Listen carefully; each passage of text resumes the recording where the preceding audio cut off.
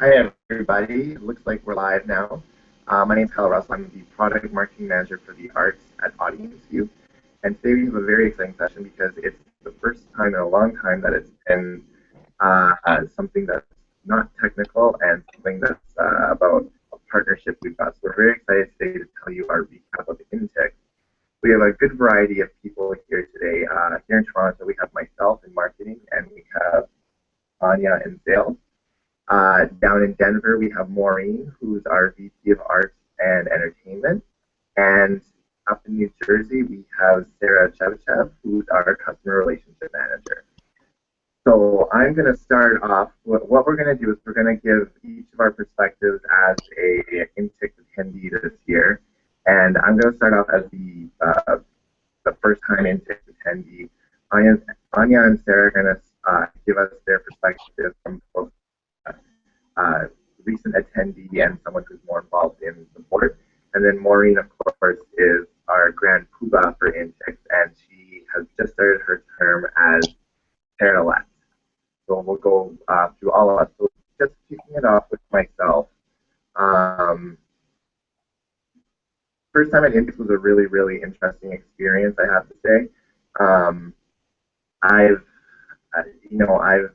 I've never been to a conference like that. It was really humbling to see that there was this group of people coming together and just talking ticketing, and that everyone in our industry came together from sports and arts, entertainment, and concert halls and arenas. It was really interesting, and I have to say that some of the trends that are coming out of INTIX are quite good. It seems that our industry is really moving into a thought leadership role on an industry-wide basis. One thing which seems to be quite apparent at INTIX is that all of us are really thinking about the customer experience and how someone interacts with an organization, and not just when they buy a ticket or when they come to the show. It's really about how we sell, as Rob put it from the Ticket Factory, how we sell smiles. That a smile is something that is the best marketing you can do for your show. So, it's about selling how you engage with an audience before the show, during the show, after the show, and how you turn that audience from just a ticket buyer into someone who's part of your audience family. And even if they don't buy a ticket, they're still part of your audience, and you want to make sure that they are part of that audience. And that was something really interesting to me. I also had the opportunity to attend a number of sessions, one of which being our very own Maureen Anderson's The She Economy, and that one was phenomenal. It was really great to see that not only are we looking to reach, a mass base to come to events, to get them practical experiences, but it's nice to see that we're looking at how demographics are shifting and how purchasing habits are changing. I know Maureen mentioned that a huge majority of purchasers are female, and it's nice to see that we're trying to be on the cutting edge of trends of the industry as opposed to lagging. So really, to be honest, it really made me proud to be part of the ticketing industry, and it really inspired me to get more involved with INTIX. I joined the social media committee, and I'm excited to continue my relationship with INTIX and build my relationship with everyone who's a part of INTIX. So it was a really great experience. So now what we're going to do is we're going to shift over to Maureen Anderson. Maureen is the chair-elect for INTIX this year, and Maureen has quite the history with INTIX. So, Maureen, we've got a few questions to ask, and I'll shift over to you. Morning, Kyle. Morning. Good morning, Sarah. Good morning. Well, welcome to lovely snowing Denver. So the first question that we have for you, Maureen, is what trends or themes did you notice coming up this year at INTIX? Well, there were quite a few, but I think most notable is the whole concept of really moving that we don't just sell tickets anymore, that we sell experiences. And that kind of seemed to be wove through multiple sessions, from marketing sessions to technology sessions to really be embracing this new idea of it is beyond the ticket. It is about packaging. It is about an in-venue experience. It is about as you said, what Rob Williams had said is that we sell dreams, and it's taken us a really long time to get to what is basically a fundamental idea that the experience is why people keep coming back, and that there's an emotional attachment. And dare I say that that INTIX and the ticketing industry is becoming a bit more humanistic, and that I think is probably the biggest thing that I saw, and that really driving those experiences is going to come up from the data. One of the other things that was interesting is that people seem to finally be embracing that we own all this data, and how are we using it? And throughout the conference, I heard a lot of conversations about how the use of data and the analytics of the data and driving the experiences, or the packaging, or the final product to the customer can be done by small, medium, and large organizations, that you don't need a huge amount of money to do it, and that there's ways to do it, even at the smallest level with the least wherewithal and staff or cash flow. Kyle? That's great. Just out of curiosity, how do you find that audience view is positioned with these new ideas? I mean, do you find that audience view is taking these ideas on, or do you think that we've already been doing a little bit of it, or how do you feel that audience view really fits into this plan?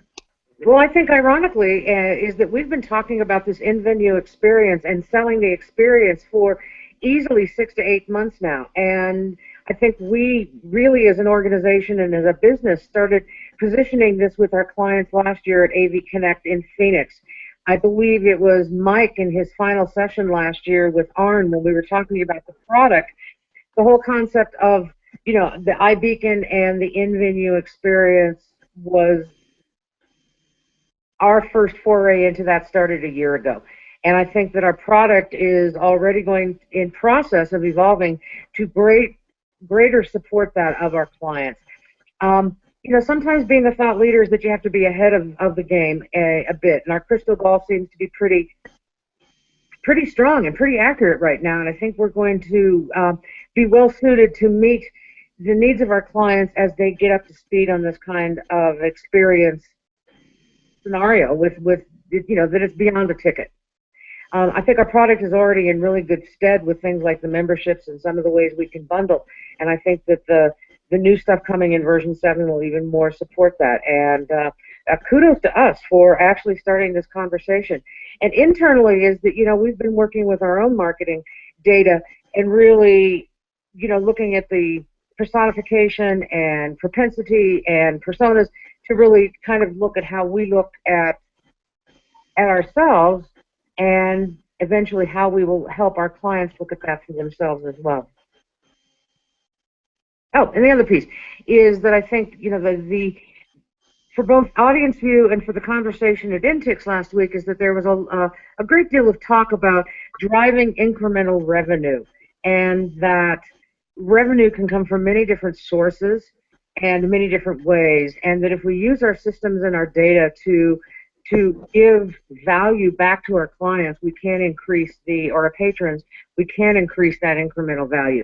Now, one of the things that is interesting is that some people at INTIX take umbrage with that, and they don't like this concept. They think it's just one more way to rape and plunder our patrons. It's going to be a bit of a debate, and it really comes down to institutional and organizational decision making on how they want to run their business. So I don't think there's any right and wrong, but I think there's going to be a little bit more core discussion.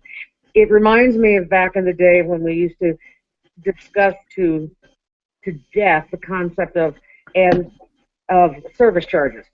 Some people don't like it. Some people think it's taking advantage. There's no right or wrong again, but that is another conversation. And which gives me back to the audience viewpoint is that Mike's session, along with Brent from the University of Minnesota and from Crystal from Grand Ole Opry? Yes. And Tom Morgan from ACT in San Francisco, is that they did a whole session on, kind of driving incremental revenue, as well as experience. So I think all that is a great example of how, audience view is already kind of there. I also did a session with that was, she economy, the marketing. Are we marketing to women? So our clients, particularly Jennifer Nielsen at the Denver Center, is deep into the analytics of her data to drive experiences and incremental value, therefore revenue. So kind of drawing a full circle is we put forth those sessions to INTIX 6+ months ago, and here we are having these discussions. So I think our crystal ball is actually kind of nicely tuned these days. Does that answer your question, Kyle? Oh yeah, that's awesome. Sorry, I did get a little verbose. No. It's a good segue into our next question, actually, which is, you've been to INTIX for over 30 years now. Is there anything new that you learned at this year's INTIX? Is there anything I learned new? Yeah, any new takeaways you took from this year's conference? I think it's what I said earlier, is this whole kind of the more we've driven technology, the more humanistic we've become about it, and that we are actually, coming back to a central core of what is the customer, what does the customer want, what kind of experiences and emotionality and attachment to venues and organizations is important. And kind of woven through the whole conference is that was my takeaway. It was a great conference. Denver always does a really good conference. We're easy to get to, and there was just shy of 1,000 people there with all of us. And again, is ticketing becoming a kinder, gentler place? I think so, because I think we're actually putting our customers and patrons first for the first time in a very, very long time, and really looking to what do they want and what do they need, because they have so many choices in technology now. One of the things that was different is that we weren't talking about technology as being an enemy anymore. We were talking about technology enhancing the experience, and that's a shift. And I, for one, I'm really grateful to see that shift in conversation, because I think it makes us better human beings as well as better organizations, and I think our businesses will be stronger for it. Great. Well, let's throw it over to Sarah, actually. Sarah, can you tell us about what you thought were the trends that you noticed at INTIX here? Well, to kind of piggyback on what Maureen was saying, I felt like there were a lot of sessions where if the word data wasn't in the title, data was the answer that got people to their business solution.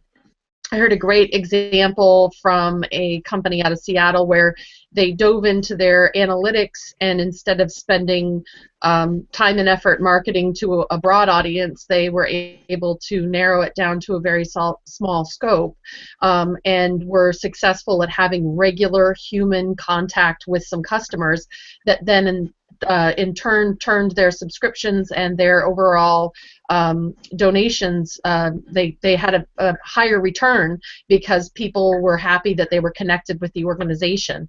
That is technology removed, but it took technology to get to that conversation. So it was a really interesting example. So I'd say overall data was a very big influencer on how to have a better conversation with your customers and save money and or make more money, because you know what your customers need or want, so you can target that better. Great. And on customers' note, our customers actually had quite a good year this year at INTIX, and I know you're very heavily involved with the INTIX organization. Could you give us some insight to some of our clients that were recognized this year at INTIX? Yes, I'm very excited that two of our clients were received 2 awards. Sorry, I'm looking at my notes over here. Marcy Enfield from Duke University won the Spirit Award. Marcy is very big in the Carolinas. I know. She is very excited to try and get INTIX to host one of the annual conferences in the Carolinas. She's a very big organizer in the area to get everybody that's in the ticketing business together to say, INTIX, come here, and in the meantime, let's make sure we have lunch and do things together so that we can move our overall industry forward in this area to let and share information. So she's very active in the area, and the award suits her perfectly. Also, Erin Murray from the Tobin Center also won another award. She received Box Office Professional of the Year. Tobin is a new old organization, and she was hired and brought on to help get that organization out the door, so to speak, and she has done a fantastic job with her staff and with the application and all the resident organizations that work with Tobin. She even presented a session where she lined up different organizations like hers to discuss their different challenges that they have as supporting multiple arts organizations out of one umbrella group, and it just proves that she is deserving of the Box Office Professional Award because she put together a quite good group of people to discuss the different topics around it. There were other nominees that are audience view clients in different areas. So if anyone is interested in who all the award winners were, they by all means please check the audience or the INTIX website. They have a list of all the recipients. But congratulations, Erin and Marcy! Yay! So you are quite involved with INTIX. I'm wondering, can you just give us some insight into what your involvement is and how do you feel INTIX is an important part of the ticketing industry? Sure. I actually joined the INTIX organization a long time ago because I had somebody locally in the New York metro area that was encouraged me to join, and although my organization didn't have the money to pay for me, I applied for a scholarship and was able to go, and it was amazing. I felt like for the first time I met a bunch of people who understood what I'm about and what I want to try and do for the organizations that I work for. So I went, and they of course said, hey, you should join a committee and you should come try this, and I did, and I still know people all over the US that aren't audience view customers or somebody I may not work with on a regular day-to-day basis, but I'm always happy to see them and find out what they're working on and things that they're trying to accomplish in their corner of the ticketing industry. It's always interesting to learn what other people have to offer. So you can either just be on a committee and like you, of course everyone know that I was like, Kyle, you're going to be on a committee, you're going to join a committee, you're going to love it. Like it's a great way to choice. yeah, I don't think he had a choice. And anybody who's gotten to know me through the INTIX organization, when I find out they need something or they're new, I encourage them to join a committee because it gives you a chance to do something outside the box office, but for the box office. Right now, I'm the chair of the Exhibitors and Relations Vendor Relations Committee. I know there's another longer name. Sorry, Gina. I certainly enjoy that because it gives me a chance to go around and talk to other vendors and see what their experience is and see how they might be able to engage with the organization and with box offices outside a sales cycle. But I certainly enjoy it. It means a lot to see vendors come and be successful and talk to other ticketing professionals. Awesome. Yes. I am going to note that there were 2 sessions that I went to that I thought, besides, of course, Maureen's She Economy, it was awesome, Maureen. That was a really terrific session to sit in on, and I'm hopeful they'll do a repeat because everything you guys presented was great. The woman who worked at Ticketmaster, and I'm sorry I'm forgetting her name. Yes, she even had to go and double check her statistics based on what you presented, and I thought it was really interesting that the number of women who do purchase and what they represent in the market share. It was very interesting. So thank you for putting that together, and I hope you can present that to our audience view audience at some point for sure, for very selfish reasons. And then the other 2 I went to, I chose more nuts and bolts. Besides, again, Erin's was really great. I know that we had 1 or 2 regional ticketers that are audience view clients that sat in on the sessions, was really great because they did talk about contracts and some other things where you have to navigate certain challenges, and I think the overall panel was really terrific. But I sat in on the marketing in an opt-in world, which is basically an overview of how the CASL, or the Canada opt-in anti-spam legislation, was adopted. And April and Sean of Canadian Stage and Crystal from Grand Ole Opry presented on that. I do believe it's a topic that I think some non-Canadian clients are kind of writing off right now, but the impact, I think, is going to be felt. And Roger Tomlinson from the UK actually said that the UK is probably going to be adopting a similar thing. So it's kind of like the ADA laws that happened in the US. While it's kind of silent this year, I think everyone's going to be talking about it. And I think April and Crystal and Sean, as a point of reference, they adopted what the overall Ontario ticketing professionals group discussed, and how they kind of decided they were going to wrangle it. It was very interesting. Dry, and they admitted that, but it was a very interesting session. And then the other one was prevent and reduce your risk of fraud. There were two organizations that presented on that one. One was called COUNT, and that's spelled K-O-U-N-T, and the other one was called Emailage. The concept I liked about that was that it hopefully prevents those thieves or brokers or other folks you don't want buying tickets from your general population. Maybe there's a way to prevent them from doing it, and allowing you to give you more tools to prevent that from happening, so you don't have to have that awkward conversation and or get that charge back 6 months after a show goes. So they were more nuts and bolts sessions, but I definitely appreciated the how that's going to impact our box offices, the user application. Great. Well, of course, there's also another big element of the INTIX conference that we haven't really touched upon yet, which Anya is very involved in, which is the trade show. So, Anya, could you give us some insights into how you felt the activity was this year, or what was going on at the trade show this year? Sure. So I felt in general that there was a renewed energy, that kind of a lot of people would stop by either looking for a system or just visit us. People have perhaps known throughout the industry for years. I've been with INTIX for a few years, so both clients and industry friends. So it was nice to kind of see that shift from people who know us through the business or people who know us through the industry, and especially a lot of people who are stopping by to congratulate Maureen through her chair-elect posting. So it's really people just coming by to congratulate us or to just kind of see what's new with us. It's about ticketing systems on people's minds in terms of how they could improve their business. So they're coming more by to have a conversation about technology, not necessarily, I think, in the past where a lot of people might have approached us just to see how to sell a ticket. I think we've gone way beyond that, where they're now coming for more ideas and technology, and really excited and wanting to see what's new with us. Again, whether or not they're a client or someone who's thinking about becoming a client with us.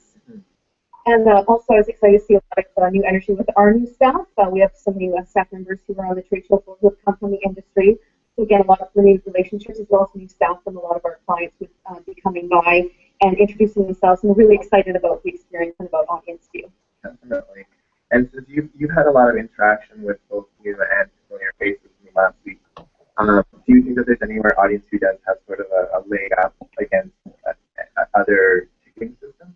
I think certainly that we're a fully integrated system. So a lot of people are coming by with their wish lists of things that they wish that they could do on their current system, and we're really excited to see what we can do in terms of them taking that next technology step forward. So I think that was definitely something that we saw a lot of people with their wish lists and certain things, and then they would get really excited when they would come by to know that they can actually get that in the fully integrated solution. So perhaps they haven't looked for a while, or they didn't really know what was new with us since the last INTIX. So I really thought that there's a lot of people coming by about that.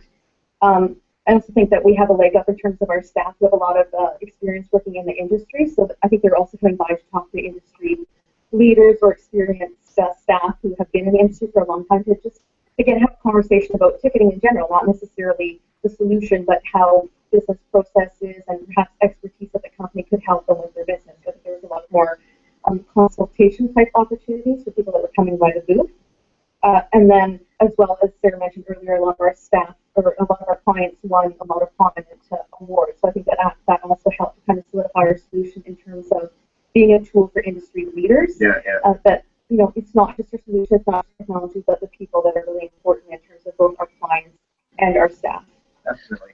And actually, sorry, Anya, I also think it was great to be able to send people over to the Stamari booth, because they are a partner with us, and to be able to have them look at the hardware that they know they could use with the application, because it is new, and be able to look at that and ask questions directly. I know I sent quite a few existing clients and potential clients over there to take a look at the equipment that they had.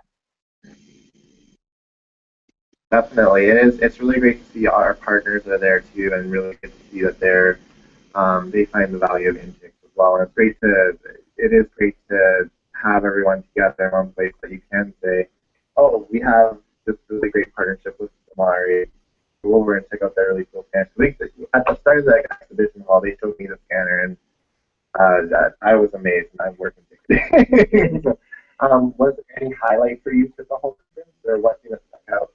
Definitely, I think the theme would be spirit. So one of our clients, the Peace Center, they had a new staff member who had just joined the organization. It was the first time at INTIX, first time at Audience View, and it was really refreshing to see someone who was so enthusiastic, so excited about the conference, so excited about Audience View. And I think just him bringing that message to the conference really touched a lot of people, not just our staff, but everyone that he would encounter. So we have a video coming up. I think that you're working on, Kyle, that's available to kind of see what his perspective was. So I think it was really that spirit. So not just the spirit that was coming from the award winners or from the industry, but that new up and coming ticketing professionals who are coming in the industry who are excited about technology, INTIX, and great that they're excited about Audience View as well. Yeah, oh, and he's on a committee now too, by the way.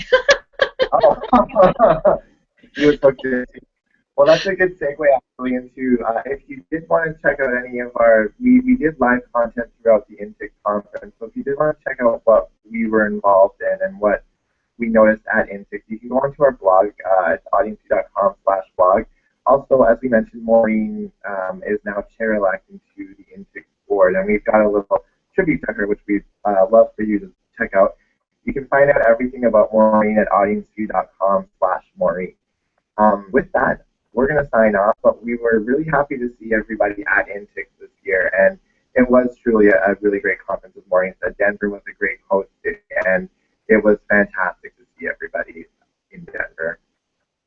And Kyle, it's time to make the plug is that we have AV Connect coming up in a month, and we would love to see all of you there at our version of it's like a mini INTIX in many ways, because it has the component of education and camaraderie and spirit and humanism, and we have a fantastic keynote speaker with Vijay Gupta, who is there's a press release coming out, and I'll let his bio speak for himself, but he's a TED Fellow, and he is a principal violinist at the Los Angeles Philharmonic, and is doing the Street Symphony, where music can change the brain, and he is terrific. I really would encourage as many of you to come to AV Connect as possible.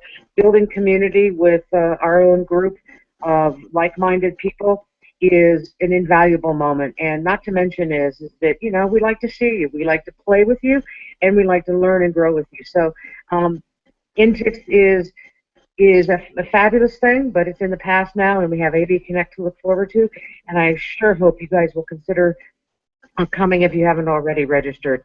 It's an experience that is a joyful and fun and inspiring one. Thank you, and have a lovely day, everyone.